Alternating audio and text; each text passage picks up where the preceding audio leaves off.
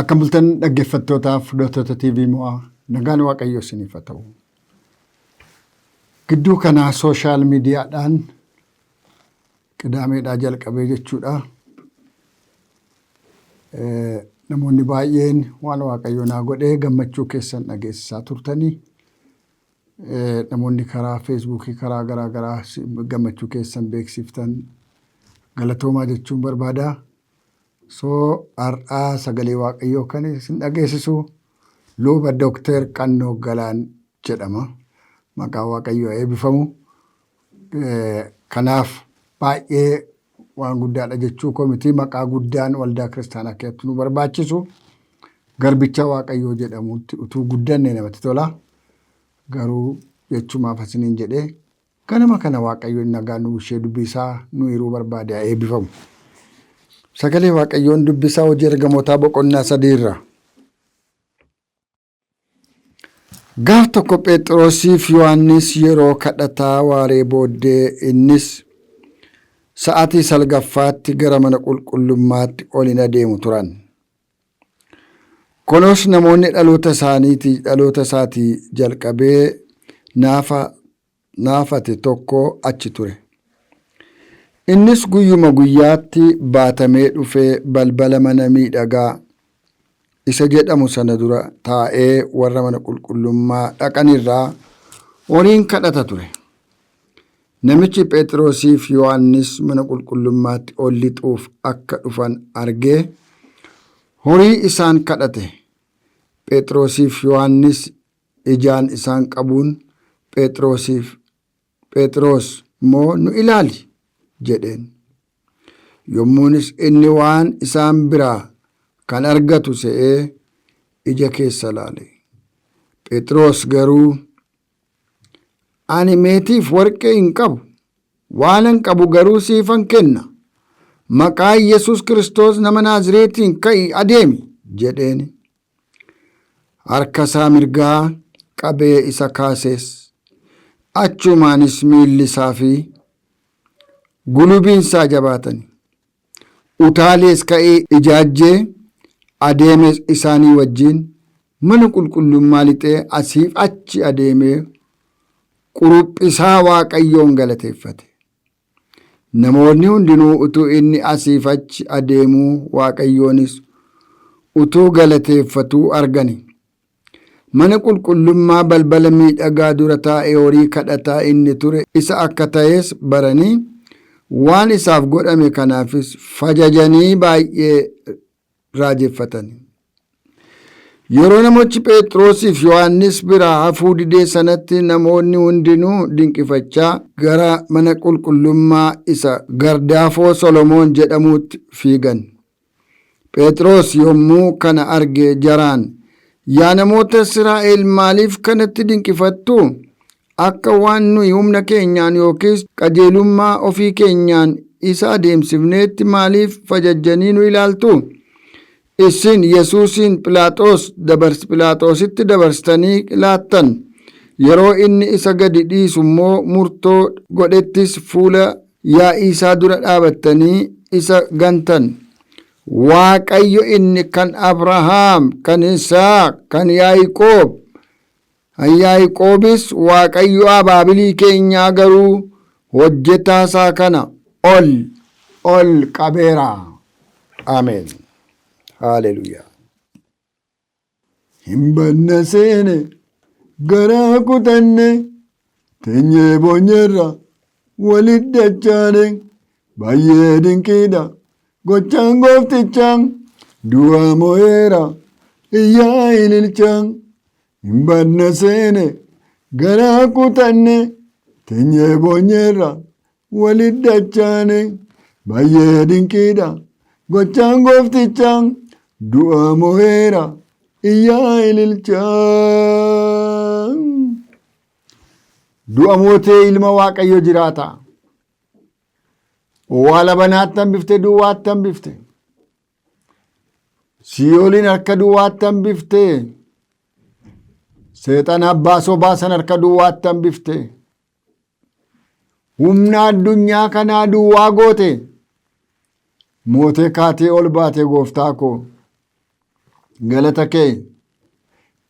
kee waan du'aa kaasuun dandeettii keeti, waan du'aa kaasuun amala keeti, seenaa geddaruun amala keeti.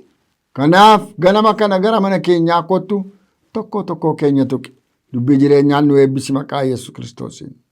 Ameen. Kutaa kana keessaa kan nuti ilaallu nama gadameessa haadha isaatiin hin bahin cabe tokko argina. Nam tokko namni baay'een yoo namni waa rakkate, yoo namarra waa ga'e, amala isaatii, ija hojii isaatii, gatii hojii isaatii biyya lafaa kana irratti akka hojii keenyaatti yoo nuu kaffale eenyutu dhaabatee ooluu danda'are? Eenyutus nama ta'ee miila wal qixxeeffatee dhaabachuu danda'are? Baay'ina araara isaatiin nu jiraachisa malee maqaan isaa kan eebbifame haa ta'u. Garaa haadhaadha jalqabee cabaadha. Miidhamaadhuma isaa dhalate, godda'amaadhuma isaa dhalate. Nam tokko erga dhalateeti seetu malee godda'amaadhuma isaa dhalata. Miidhamaadhuma isaa dhalata. Yoo Waaqayyo qaqqabachuudhaa baate miidhamni isaa kun duukuma dullooma. Waaqayyo nu haa gargaaru. Kutaa nama dubbise kana yoo laaltanii, duuko buutanii yoo dubbistan amma dhumaatti gara waggaa 40 oli nama turedha. Waggaa 40 ol lafa taa'anii harka namaa kajeeluun, asii ol nama laaluun, miila namaa jala taa'anii ooluudhaaf buluudhaaf harka namaa ilaaluun attam namatti ulfaata, attam sammuu namaa cabsa. Yeroo hundumaa mana sagadaa iddoo gaarii balbala Solomoon jedhamu sana taa'a namichi kun, balbala sana ammoo hin deemu. Amantooti akka waatti hiixatan barbaada. Ammatuu namni yeroo hundumaa dhufee balbala waldaa keenyaa taa'u jiraate namni waatti kennu jira laata waldaa keenya? Isaanuu beeku dhufaniin taa'ani. Kanaaf Phexros yeroo hundumaa hin arga ture, gaafasuma duwwaa arge miti. Guyyaa Waaqayyoo garuu attentionii kennee ትኩረት ሰጥቶ እንዲያይ እግዚአብሔር አረገው። namni xiyyeeffatee gara kee yaada guutuudhaan kan si ilaalu guyyaan kee yommuu ga'u, guyyaa Waaqayyoo yommuu ga'udha. Yoona kana gara keenya ilaali mee godhin jennaani waan haa kennuuf iseetu ija kadhataatiin gadi jedhee ilaale. Ija kadhataatiin gara isaanii gaafa ilaalu, ani warqeedhaan meetii waanan sii kennuu hin qabu, waa qaba garuu waanan qabu immoo maqaa Yesuus Kiristoos nama Naazreetiin ka'i deemi. Dukkana kana keessaa ka'i. Foqoquu kana keessaa ka'i. Kadhattuu jedhamuu kana keessaa ka'i. Hiyyeessa jedhamuu kana keessaa ka'i. Rakkataa jedhamuu kana keessaa ka'i. Harka namaa ilaaluu kana keessaa ka'i. Namaan baatamanii ol lixu kana keessaa ka'i. Of danda'ii beenu jedhe Waaqayyo karaa Phexros. Har'a ganama kana Waaqayyo mana kee dhufee kan inni siin jedhu isa kana. Ka'i rakkina kana keessa, ka'i dhukkuba kana keessa, ka'i hiyyuma kana keessa. Guyyaan sii dhufeera, humni sii dhufeera, mul'anni sii dhufeera, ayyaanni sii dhufeera, dibanni sii dhufeera, Waaqayyo sii dhufeera. Ka'i lafa kana. Haalleluuyaa. Tarak jennaan gurbaan humna argadhuuti gaafachii ka'u. Bitititi jedhee humni miila deemee hin beeknedha gaafa jedhu qaqam goonaan harka isaa mirgaa qabatni Phexrosiif Yohaannis. Gaafa isaan humna qabani gulubiin isaanii caccabaan burkutaan lawwaasaa waggaa 40 olii satatatatatatat jennaan humna horatee humna naqatee ka'ee dhaabate.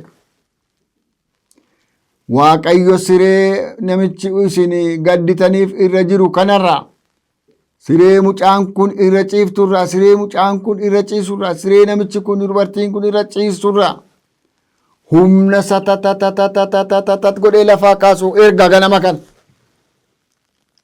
Humna immoo satatatatatatat godhee dhukkuba si keessa jiru buqqisee gatu erga Waaqayyo ganama kan.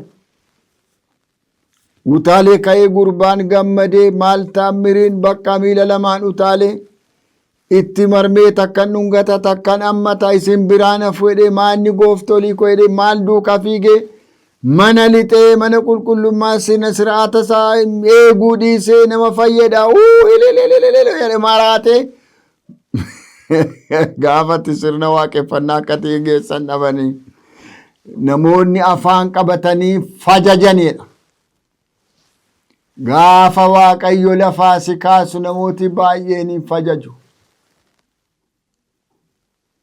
Irraa ta'u maal dinqiin amma naga'u, maal gochan amma naga'u, maal raawwiin amma naga'u, maal wanti Waaqayyo godhe kun, maal wanti Waaqayyo raawwate kun jedhu gaaf tokko Waaqayyo waa'ee kee. Biyya hambaa jiraadhu, mana namaatii, biyya keessaas biyya hambaatis ergamta ta'a. Yookiin karaa yuutuubii yookiin immoo kallattii televezyiinii kana argattee yookiis karaa feesbuukii karaa kamiin sagalee kana dhageessa ta'a. Guyyaa Waaqayyo si yaadatu, guyyaa Waaqayyo lafaa si kaasu, guyyaa Waaqayyo foqoquu keessaa kaasee si utaashisu sana biyyatu dhiqisa. Hin burraaqe jedha. Fiigee hin beeku, dhaabatee hin beeku, miilaan deemee hin beeku. Qixxee namaa dhaabatee hin beeku, hundumtuu gad ilaala. Gaafa sana waan haaraa arge nama gararraa nama taawwasii gad ilaalutti ka'e taammirii gudi jedhe. Isa moo isa miti namichi kun isumadha namni wal falmuutti ka'e maal isadha maal taatanis raajiidha kun waca ta'e. Yoo nabiyyi afaan qabatee waan jedhu wallaalee Phexrosiif Yohaannisiin ilaaluutti gaafa ka'u jarana nama maal taatanii nu humna keenyaaf beekumsa keenyaan qulqullummaa keenyaan waan kana goote seetani goone seetanii isa Phiilaaxoos duratti gantanii Barbaan isinii fayyikamu jennaan lakki Barbaani moo Yesuusin isinii gadhiifna jennaan Barbaanuu gadhii Yesuusin fannisi jettanii itti falmitanii rarraaftan humna du'aa cabsee ifa boollaa ka'e sanatu miila du'e kana miira du'e kana qaama du'e kana seelii du'e kana jireenya du'e kana lafaa kaasee miilaan dhaabee unumiti jara keenyaa isadha gara isaa ilaalaa jedhan. Maqaan Waaqayyoo kan eebbifameef kan galateeffame haa ta'u. Inni kaan isa miti jedhe, inni kaan isa jedhe, inni kaan akkamitti akkas ta'e, inni kaan taammeer jedhe. Gaafa gooftaan si yaadatu hunduma todeessa. Isa moo isa miti jedhanii wal gaafatu. Lakki isaan no'anaa jedha Abbabaa Tamasgeen dur. Aanumadha jara keenyaa jedhe. Maqaan Waaqayyoo keenyaa kan eebbifame haa ta'u. Waaqayyo gooftaan inni seenaa geddaru ganama kana mana keessan dhufeera. Mucaa keessan, intala keessan kana, gurbaa keessan kana. Yookiis namicha kana, yookiis dubartii kana, yookiis nama qe'eedhaaf maatii keessaa dhibamee taa'u kana. Seenaa isaa geddara Waaqayyo. Yookiin suma mataa kee waan ati keessa jirtu kana keessaa Waaqayyo seenaa haaraa godhe si geddara. Kanaaf gara Yesuus Kiristoos ilaali. Isa du'a moo'ee ka'etu kana godhee jedha. Inni du'a moo'ee ka'e mana kee dhufeera waan du'aatu immoo ka'aadha. Akkanan. Yaa qulqulluu hoolaa Waaqayyoo cubbuu biyya lafaa kan baatte Yesuus Kiristoos mootii du'aa ka'u. Namicha lawwaasa'ee dhoqqee keessa takka owwaara keessa foqoqu kana namicha ba'aan namni sabaachuu nuffe kana. Namicha jireenyi moofaan irratti ajaaye kana garatti galagalu wallaale kana. Hamma libsuu ijaatti dukkana hamaa kana keessaa kaafte. Gidiraa hamaa kana keessaa kaafte. Kajeeltummaa amma na ga'u. Harka namaa eeguu amma na ga'u. Waggaa dheeraa amma kana ga'u keetti caban keessaa baafte. Maaloo waggaa dheeraan cabe kan jedhani, waggaa dheeraan gadde kan jedhani, waggaa dheeraan kufe kan jedhani, ani yooma yaadatama kan jedhani. Anaan Waaqayyo yoomna ilaalaa warra jedhani, yoom fuula isaa gara kootti deebisaa warra jedhani. Gooftaa maccaa iji kee haa mil'atu, harki kee haa qaqqabatu, faanni kee biraa ga'u. Hafuurri kee isaan irratti haa ba'u, sagaleen kee isaan irratti haa ba'u, boolla dukkanaa isaan keessatti dhiphatan kee haa baasi. Biyya hambaa kan jiran, biyya keessas kan jiran, nan waadame, nan gubadhe, ija hin qabuyi, gurra hin qabuyi Waaqayyo, nama dhaayii Waaqayyo, alagaanatti taateeyi, ormanatti taateeyi warra siin jedhani. Gooftaa maccaa abbaa akka taatetti mul'isi, araara qabeessa akka taatetti mul'isi, oo'a qabeessa akka taatetti mul'isi, humna jabaa kan qabu awwaara keessaa kaasee mootota bukkee kan taasisu ta'uu kee itti mul'isi. Yaa Waaqayyo, ganama kana namooti baay'een abdiin isaanii haara'u. Maqaa gooftaa keenyaa fayyisaa keenyaa Yesuus Kiristoosiif jettee ameen.